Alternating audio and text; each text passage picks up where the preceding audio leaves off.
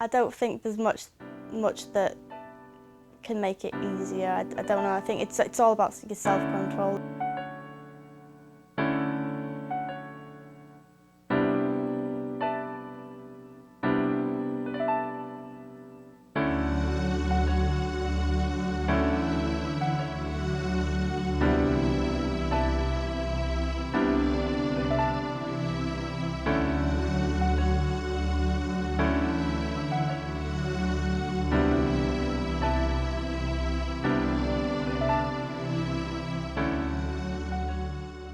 In the UK today, around 350,000 people suffer from type 1 diabetes. But what is it like for sufferers, and what support can they get? We went and spoke to the press officer of the Juvenile Diabetes Research Foundation to find out what support they can give. Hi, my name is Louisa Sampson. I'm the press officer at Juvenile Diabetes Research Foundation, or JDRF. I'm here today to tell you a bit about type 1 diabetes and JDRF. So type 1 diabetes is a very distinct and different condition to type 2 diabetes. It's not at all linked to lifestyle factors such as diet and exercise. Type 1 is what we call an autoimmune condition, and that basically means that the immune system affects the pancreas in the body when someone gets type 1 diabetes and stops it from being able to produce insulin any longer. We need insulin as human beings to kind of regulate our body, regulate our blood sugars so that we can turn energy into fuel that we use. So people with type 1 diabetes rely on insulin injections several times a day, or what we call pump infusions through an insulin pump which is fitted to the body, and also they're required to check their blood sugars kind of 6 to 8 times a day generally, just to make sure that they're on track. JDRF's mission is simple, is to find the cure for type 1 diabetes. We're the world's leading charitable funder of research into type 1 diabetes, and we fund research globally and in the UK to try and treat, prevent and ultimately cure the condition so that the 350,000 people in the UK that live with the condition won't have to live with it anymore. What we know is that it's not a question of if we find the cure, but when. And this means we need more support from government, from the general public, to start noticing type 1 diabetes. We have noticed as a charity that type 2 diabetes gets a lot more media attention than type 1 sometimes.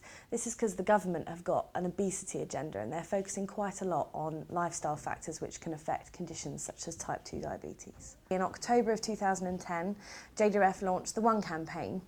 And that was all about raising awareness, making people aware of exactly what it's like to live with a condition.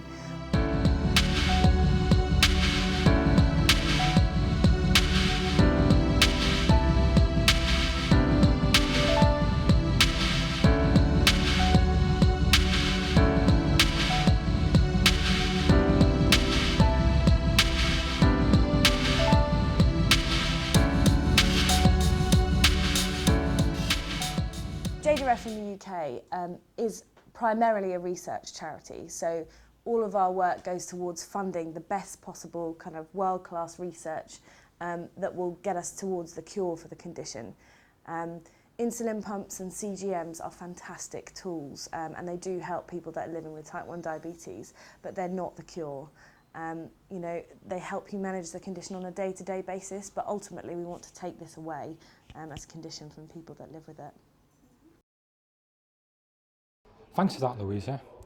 Now we speak to somebody who suffered from the condition from childhood.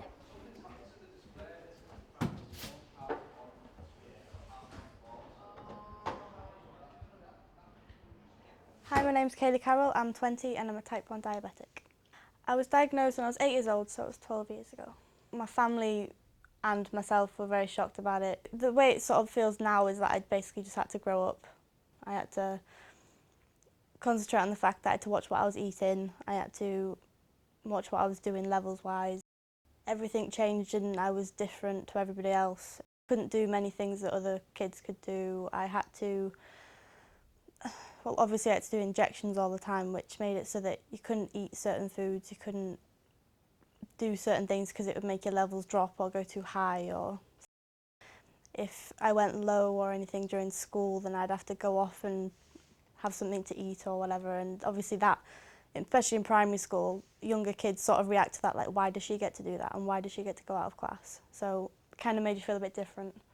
You always had to stop doing whatever you were doing because diabetes was your priority.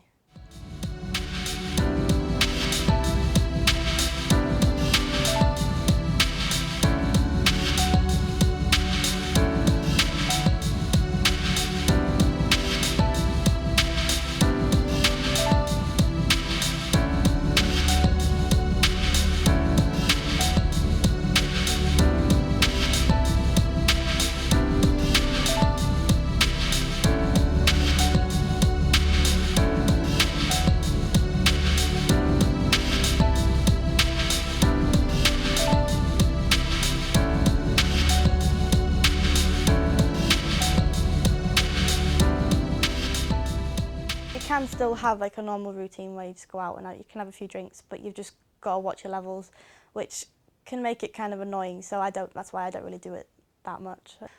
As for going out with people, they wouldn't be able to relax with you because they were worrying about if you were okay. So you couldn't relax either. Complications for the future could be difficulty with eyesight. You could start to lose your eyesight. You can lose your mobility in your feet, so it can basically make you wheelchair bound. You can get all sort of kidney problems. There's just so many problems you can get. I've realised that the way that I look after my diabetes depends on my future. I want to be able to live on and make it positive. So the fact that this was on my shoulders, the fact that it's my responsibility, it's only recently hit me, so it is a big worry as I didn't look after my diabetes amazingly when I was younger.